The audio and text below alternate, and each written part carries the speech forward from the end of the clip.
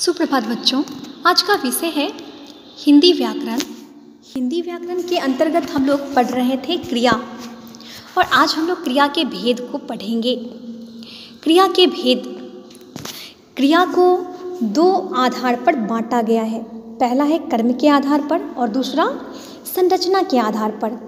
कर्म के आधार पर क्रिया के दो भेद होते हैं, सकर्मक क्रिया और अकर्मक क्रिया, और संरचना के आधार पर क्रिया के चार भेद होते हैं, संयुक्त क्रिया, प्रेरणार्थक क्रिया, नामधातु क्रिया और पूर्वकालिक क्रिया। तो आए सबसे पहले है कर्म के आधार पर क्रिया के भेद। कर्म के आधार पर क्रिया का जो पहला भेद है सकर्मक क्रिया। जिस क्रिया का फल कर्म पर पड़ता है उसे सकर्मक क्रिया कहते हैं। जैसे सीता गाना गाती है, दादाजी अखबार पढ़ रहे हैं, देवेश पुस्तक पढ़ता है।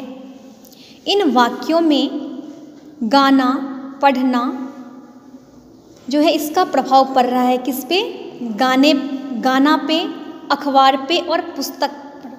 पुस्तक, अखबार और गाना ये तीनों शब्द कर्म शब्द हैं इन वाक्यों में। दूसरा है अकर्मक क्रिया।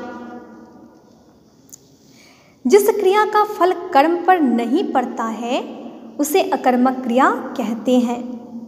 जैसे बच्चे सो रहे हैं, वह हंसता है, वे सब लड़ रहे हैं। इन वाक्यों में सोना, हंसना, लड़ना ये अकर्मक क्रिया है। दूसरा आधार है संरचना के आधार पर क्रिया के भेद।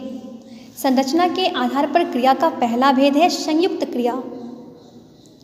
जब दो या अधिक क्रियाओं का एक साथ प्रयोग किया जाता है उसे संयुक्त क्रिया कहते हैं। यानी जब दो या अधिक क्रिया का एक साथ प्रयोग होता है तो उसे संयुक्त क्रिया कहते हैं। अथवा या इसको हम इस प्रकार से भी कह सकते हैं कि जिस वाक्य में एक से अधिक धातु होते हैं उसे संयुक्त क्रिया कहते हैं। जैसे मैंने पढ़ना चाहा, शेफाली हिंदी पढ़ने लगी, विदेह खा चुका। इन वाक्यों में प्रत्येक वाक्य में दो धातु है, दो क्रिया है। जैसे पढ़ना और चाहना, पढ़ना और लगना, खाना और चुकना। दूसरा है प्रेरणार्थक क्रिया। जब कर्ता स्वयं काम नहीं कर दूसरों से काम करवाता है तो उसे प्रेरणार्थक क्रिया कहते हैं। कर्ता स्वयं काम नहीं करके दूसरों को करने के लिए प्रेरित करता है तो प्रेरणार्थक क्रिया कहलाता है। जैसे अध्यापक विमला से किताब पढ़वाता है, मयंक चौकीदार से चोर को पिटवाता है।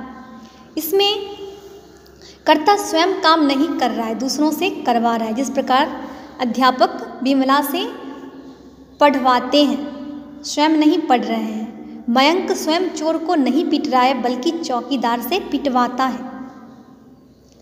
तीसरा है नामधातु क्रिया। संज्ञा, सर्वनाम और विशेषण से बनने वाली क्रिया को नामधातु क्रिया कहते हैं। जो क्रिया संज्ञा, सर्वनाम और विशेषण से बनाई जाए वे नामधातु क्रिया कहलाती है। जैसे गरिमा को हर समय बतियाना अच्छा लगता है। यहाँ बतियाना शब्द जो है बात से बना है, बात से बतियाना। शर्मिला को शर्माना तो आता ही नहीं। शर्माना जो शब्द है, क्रिया है, ये शर्म से बना है। और चौथा और अंतिम जो भेद है पूर्वकालिक क्रिया। किसी वाक्य में क्रिया से पहले प्रयोग की जाने वाली क्रिया को पूर्वकालिक क्रिया कहते हैं। जैसे वह हंसकर बोलता है, मोहन पढ़कर लिखता है, सुरभि भाषण देने स्टेज पर चढ़ी।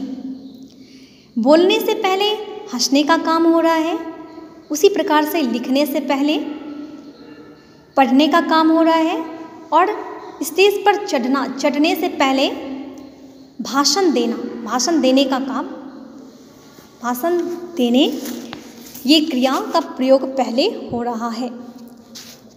इस प्रकार से आज हम लोगों ने क्रिया के भेद को पढ़ा। धन्यवाद।